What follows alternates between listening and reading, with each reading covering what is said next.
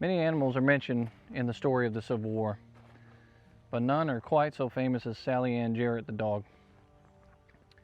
With this being the week leading up to Gettysburg, the anniversary of Gettysburg, we thought we'd come out here and tell that story. Today I'm in a place called Hatcher's Run Battlefield. And there's a Civil War trail sign right there that talks about the Battle of Hatcher's Run over here at this section. And we're going to make our way out to some of the earthworks out here and tell you the story of Sallie Ann Jarrett. Now I know what you're thinking. Why Hatcher's Run? Why are we telling a story there? And why are you not in Gettysburg telling that story? Well, I'm going to tell the story from both places really. But Sallie's story ends right here at Hatcher's Run in Dinwiddie, Virginia, close to Petersburg, right near the end of the war. And he said, well, you need to go up on Oak Ridge. There's a monument up there with a dog on it, Sallie the war dog. Sallie was the mascot for the 11th Pennsylvania, and you can see her situated right there. 11th Pennsylvania Infantry and Sallie the war dog.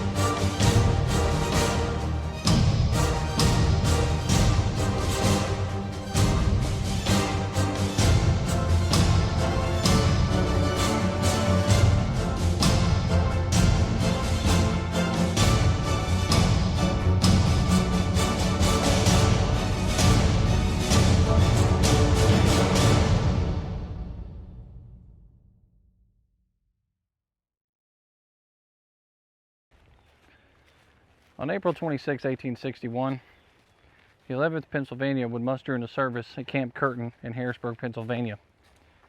Eventually, they would move their camp from Camp Curtin to Camp Wayne in Westchester by rail. Over there, men from 9 different counties in Pennsylvania would be a part of that unit. They were farmers and laborers, coal miners, lumberers, so they were rough and rugged men. Pretty tough guys. Among them was a Mexican-American war vet, Richard Coulter. Now, Richard Coulter would eventually go on to be their colonel of the unit, but at the time he was a captain. And he had another captain in his unit by the name of Terry. While they're at that camp, that's when they end up meeting for the very first time their newfound pup, Sallie Ann Jarrett.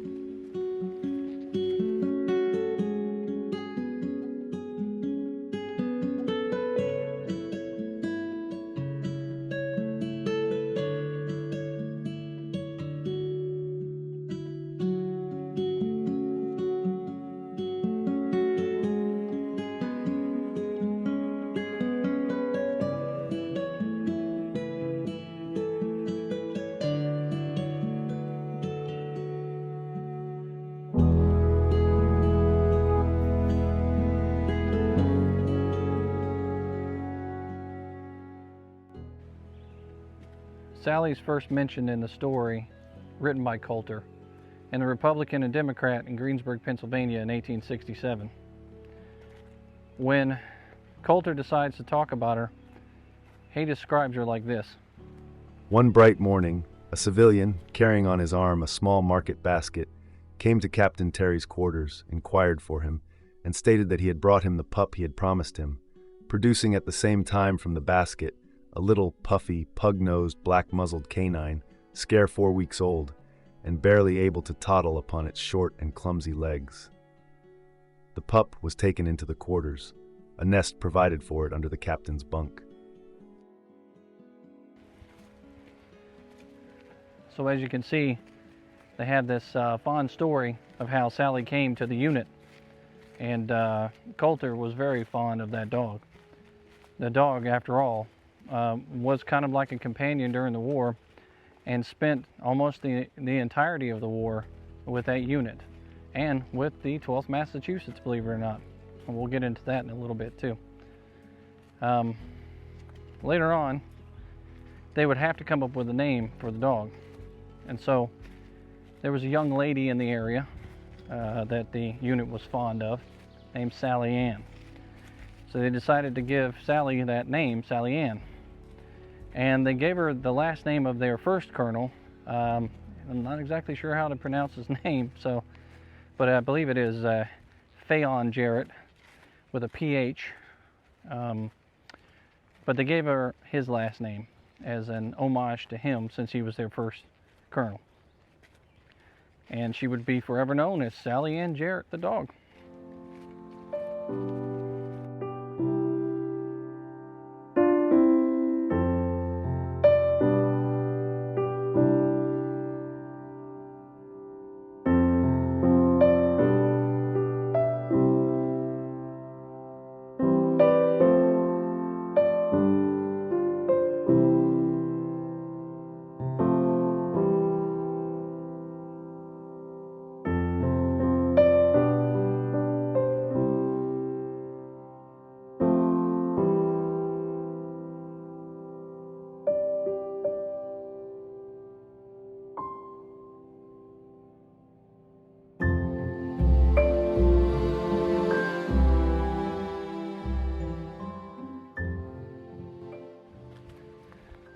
Sallie is made the company's mascot, if you will.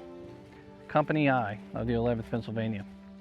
And William Terry, who was a captain at the time, ends up making a bed for her under his own bed, or a nest, if you will.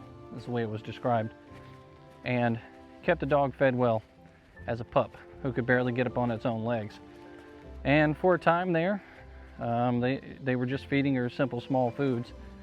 But the dog had very good manners. It almost seemed to be like one of the guys, really. When the guys went to get their rations of beef and things like that, the dog never ran up to them and stole from them and never took from them anything.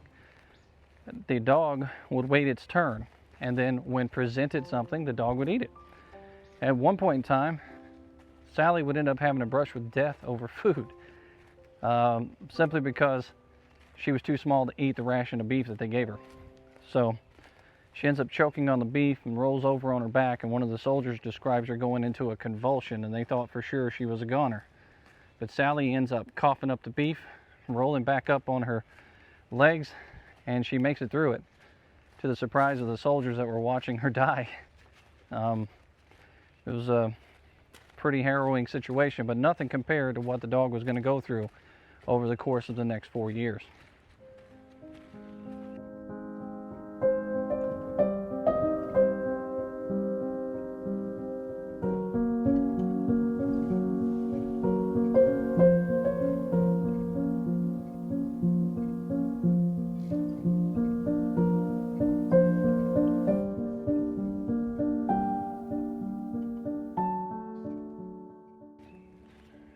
Because Sallie was so small at first, she couldn't travel on her own. And what the soldiers would do is they would take their blanket roll and they would roll her up inside a blanket roll and carry her in their arms or on their back. Sometimes she rode on the saddle with Coulter, and sometimes she would ride in the saddlebags of the regimental sergeant, or the regimental surgeon, that is, and she would ride in those saddlebags with him, and eventually she would ride up on the quartermaster's luggage wagons, and the quartermaster would end up taking care of her.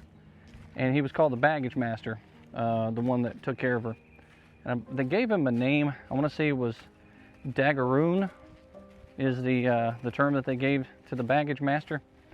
And he was basically a sergeant in charge of protecting that gear. Well, he ends up becoming her Daggeroon, and he ends up protecting her through a lot and ensuring that she gets from place to place during those first few months of her life, because she wasn't quite large enough to stroll around with the unit on foot.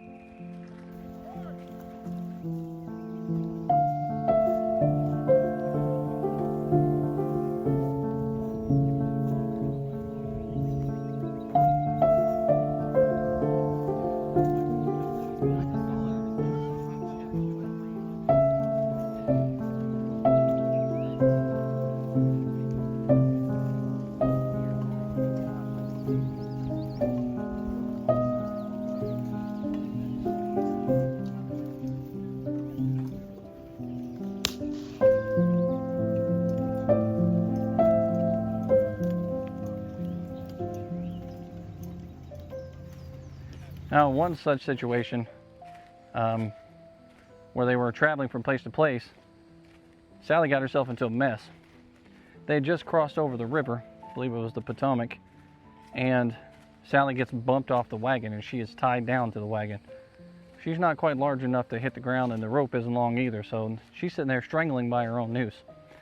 One of the soldiers broke rank, was thinking really quickly, came up there, cut that rope, and got her out of her mess. That was another close call with death. Then shortly thereafter, Sallie sees her first combat, July 2nd of 1861. She ends up going into battle with her unit at Hoke's Run against none other than Stonewall Jackson and Jeb Stuart. Even though that was a measured victory for the Union soldiers at the time, it was not great for the 11th Pennsylvania. They became the first Pennsylvania unit to end up losing a man on a battlefield. That was their distinct honor at that time. And 10 of their men also became wounded, casualties of that battle. Sallie Ann Jarrett, of course, was a young pup, and she wasn't exactly aware of everything that was going on or the dangers. But this is how she's being raised. She's a small dog growing up in a unit that's going into combat ever so often. The loud sounds of war aren't exactly scaring her anymore, and she's starting to get used to this life. So it goes on. The men are saying that as she gets used to it, she's actually starting to show up to reveille. She's starting to show up to musters.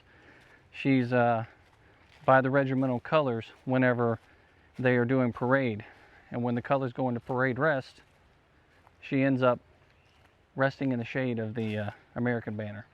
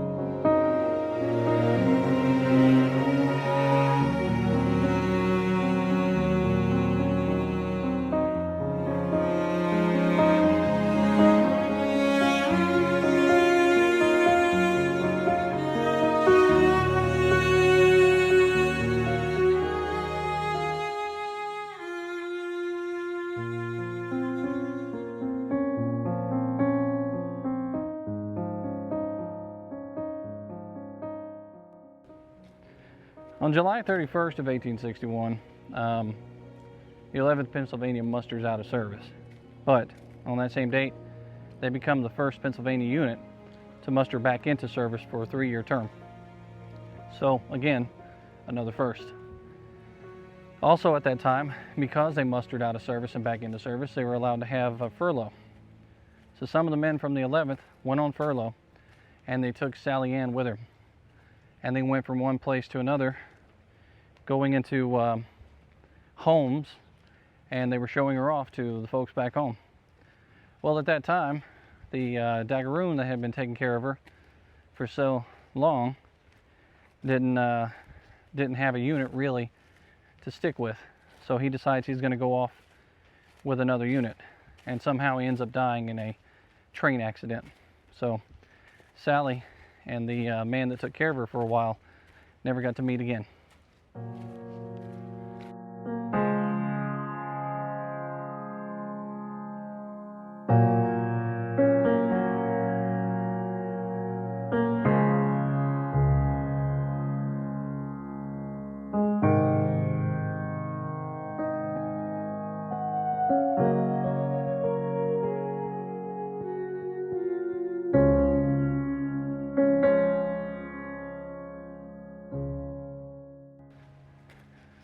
By spring of 1862, Sallie was described as a full-grown dog.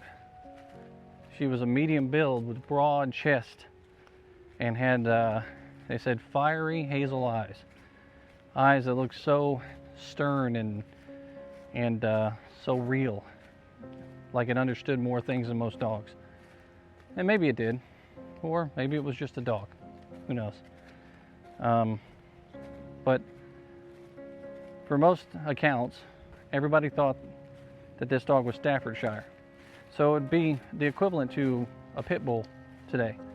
And those dogs back in those days were known as the nanny dog. So they were known for protecting their owners and protecting their families and the land that they're on. So it makes a lot of sense why this dog in the future would end up being so protective over the people that took care of her.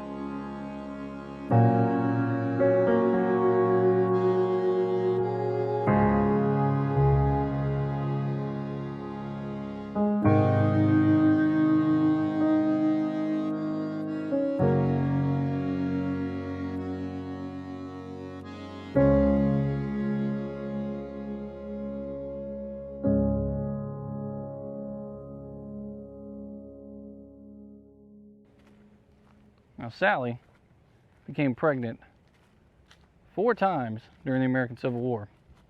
And all 4 times, she was involved in the conflict. She was with her boys out there on the field. But on March 7th of 1862, that was the first time that they found that she was pregnant because she didn't show up for her muster. When they found her in Annapolis, Maryland, she was nursing pups. I believe there were 9 of them. And the boys from the unit all adopted the pups out to families from the 11th Pennsylvania. And it kind of went on like that. Now, when it went to her unit, her maternal instincts really weren't there. She would leave her pups behind and take off with the unit and go back to the unit itself. So the pups had to be taken care of by other people.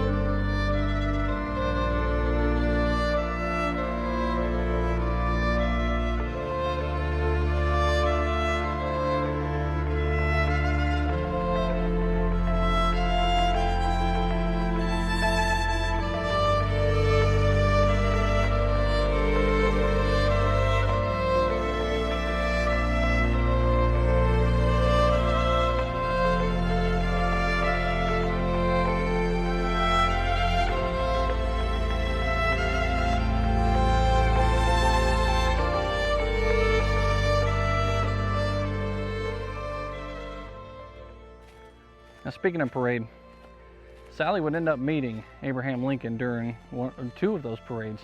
Coincidentally, both of them would be in the month of April, and it would be 1862 and 1863. The second time around, however, Abraham Lincoln recognizes the dog. Abraham Lincoln doffs his standard top hat to the dog, and the boys of the 11th Pennsylvania cheered loudly, realizing that their mascot got recognition from old Abe. It was a pretty neat thing. Matter of fact, at one point in time, when they were going into parade, the 11th Pennsylvania knew that they had to dress their best, and they dressed their best, but they were being made fun of by the other guys. Well, as part of the joke, Sallie Ann ends up with a paper collar and some gloves for her feet. And as she's marching through proudly with her boys with these gloves on her feet and her paper collar, all the other guys bust out in laughter. They loved it so much. And that dog meant a lot to them.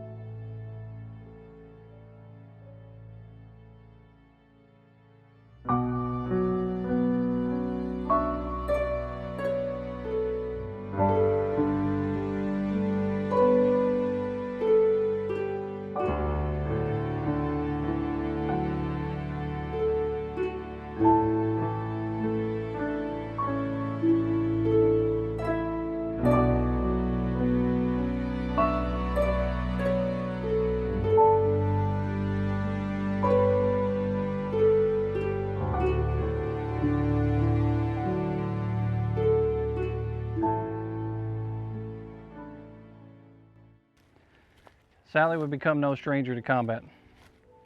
She ends up meeting or seeing the elephant for the first time, and then eventually after that, she ends up seeing combat at Cedar Mountain, Thoroughfare Gap, Antietam, where she was actually at the cornfield, and at the cornfield she took her first wound to the head, where a bullet glanced off of her head, and at that time she was actually pregnant with pups again. And then after that, she ends up at a battle that none of those Union soldiers would ever forget, and that was Fredericksburg. At Fredericksburg, something happens. Something spooked that dog, and that dog during that battle took off to the rear. It had never done that before.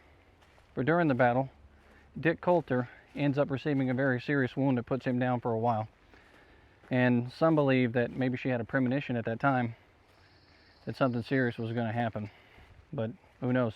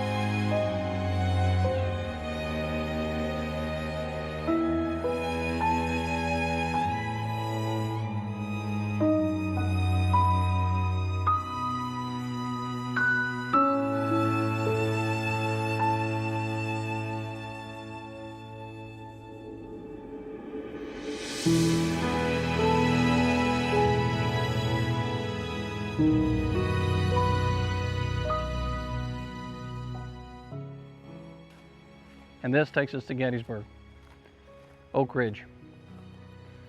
The 11th Pennsylvania ends up entangled in an event that would forever be known as the North Carolinian Sacrifice.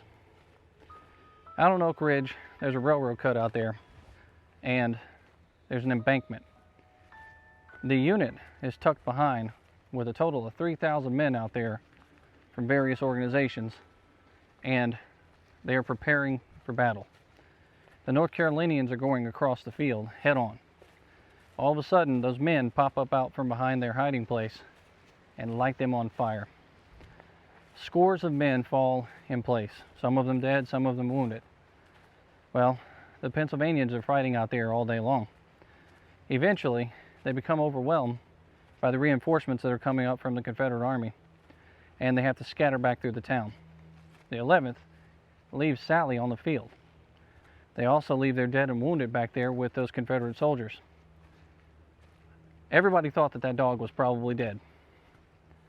Well, when the battle's over with, surprisingly enough, they find the dog is not dead.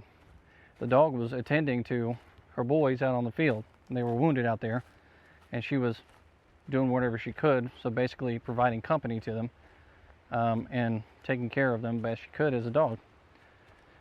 That dog refused to come off of that field until every single surviving member of that unit was taken off the field and supported.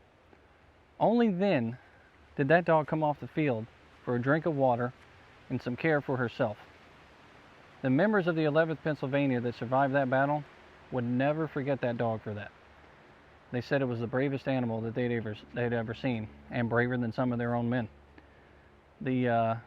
The dog would be forever remembered for that, and that is one of the primary reasons why she adorns the statue there in Gettysburg, Pennsylvania.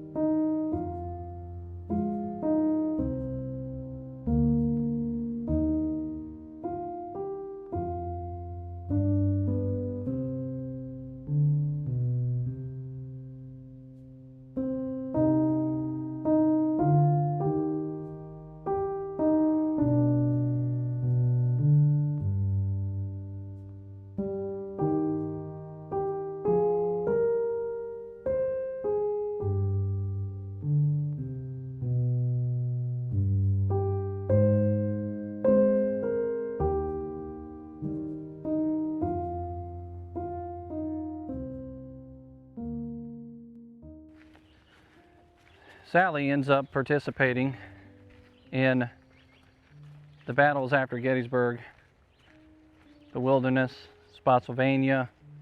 She ends up with her men on that long campaign that comes down to Petersburg. She's at Cold Harbor, and eventually she's in the trenches around here in Petersburg, and she's with her men as her men are fighting the Confederate forces out here in Dinwiddie. And that brings us to this place here, Hatcher's Run Battlefield. And in a minute, we're going to go over to the location where we believe Sallie was killed. We're going to tell the story about how all that came about. And her last night camping with her men was in a place like this, out in the woods. And they were camped out overnight on February 5th, the day before everything happened.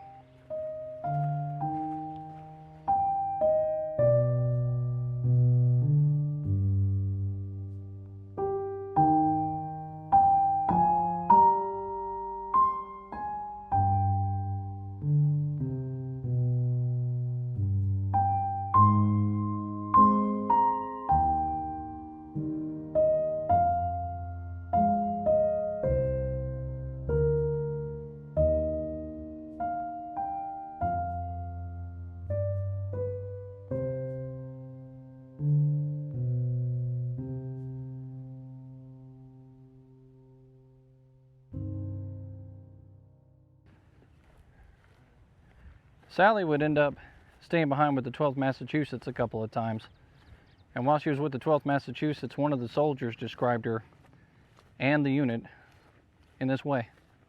Sallie joined heartily in all the frolics of the soldiers, and her temporal well-being was the constant care of 1,000 men, as brave and true as any who ever went forth to battle at their country's call. In course of time, the 11th found itself on the upper Potomac, and we men of the 12th Massachusetts always regarded ourselves as fortunate in being brigaded with it. Sallie's acquaintances now became a great deal more numerous. Whether she took, in any degree, her characteristics from her owners and protectors, I never knew, but certain it was that at first she was just a little shy of us Massachusetts men. After a while, however, she consented to receive our attentions and was always sure of a dainty breakfast from any Massachusetts tent into which she poked her nose. That is, if we were not worse off than dogs ourselves. Now for this portion of the battlefield that we're going to go to focus on the fight that happened over there and talk about the death of Sallie. The area that we're going to go to is the Dabney's Mill Road, and there is a marker out there indicating where Pegram was killed. This is where you want to go. Somewhere out in that location out there is where everything took place. And it was right at 2 p.m. when those units were colliding with each other out there that the dog actually died. So we're going to make our way over there now to that portion of the field that's saved by the American Battlefield Trust from this portion of the field that is also saved by the American Battlefield Trust.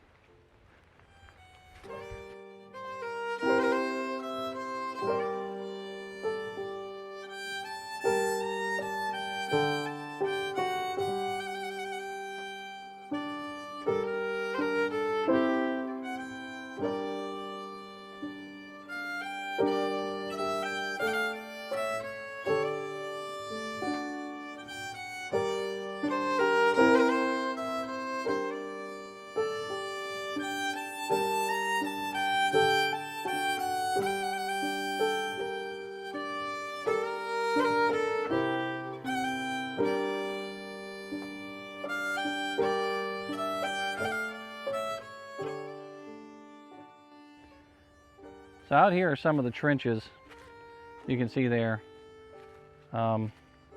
Confederate earthworks here at Hatcher's Run Battlefield, the portion that's preserved by the American Battlefield Trust.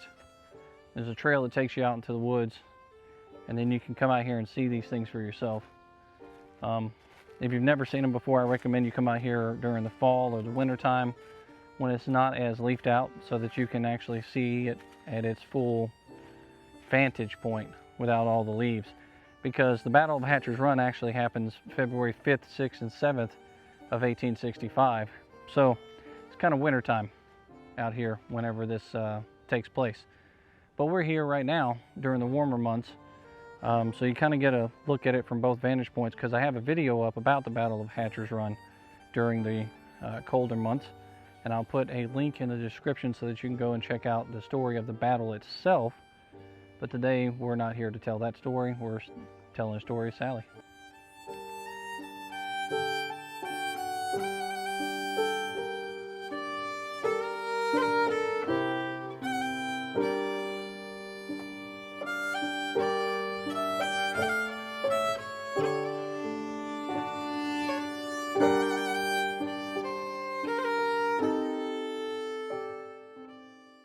On February 5, 1865, Union Brigadier General David Gregg led his cavalry division out toward the Boydton Plank Road via Reams Station and Dinwiddie Courthouse, aiming to disrupt Confederate supply lines.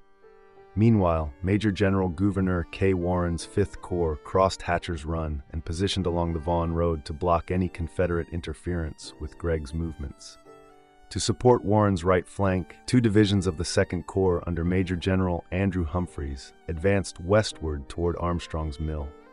That afternoon, Confederate Major General John B. Gordon launched an assault to turn Humphreys right near the mill, but the attack was repelled. Federal forces were reinforced overnight by 2 additional divisions in preparation for renewed engagement.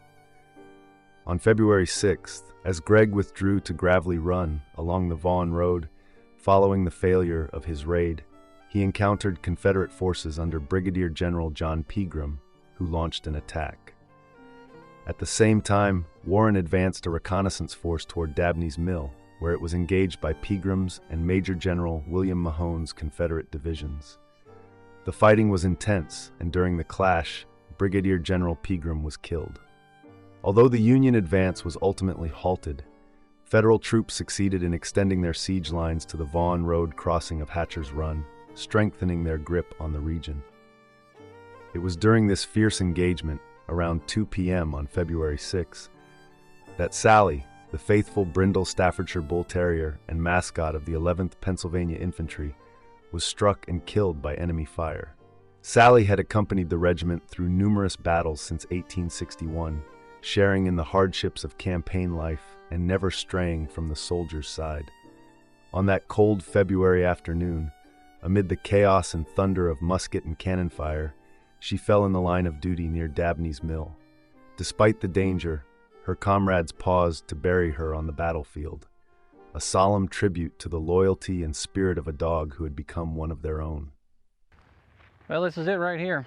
Hatcher's Run battlefield. The portion that we're talking about, stretching all out behind me here, all out to the front of me here, where the Union soldiers came across the field and attacked, and then the Confederates also attacked in this location.